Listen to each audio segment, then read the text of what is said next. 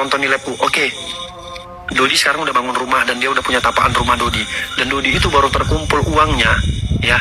Dan sekarang dia baru punya uang kan. Dodi baru punya uang itu baru terkumpul ya gara-gara aku nuntut. Kalau kau nggak punya uang, kalau kau sampai sekarang nggak bisa bangun rumah juga, aku udah kasih tanah untuk kalian. Kalau kalian nggak bangun rumah juga, kalian nggak usah lagi kerja sama aku. Aku malu sama orang-orang makam orang warga sini. Pikirnya aku makan uang kalian. Padahal kalian digaji selalu banyak.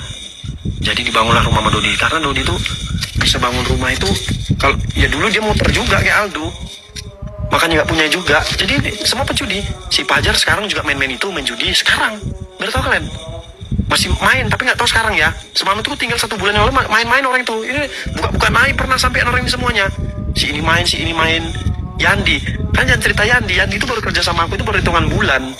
Dan dia sekarang hitungan bulan dia udah, alhamdulillah dia udah bisa bangun usaha, udah ada tabungan, udah beli emas, bisa beli motor. Masih hitungan 4 bulan itu, 4 bulan 3 bulan tuh Yandi. Our hearts beat to the city streets. We began to feel the fire.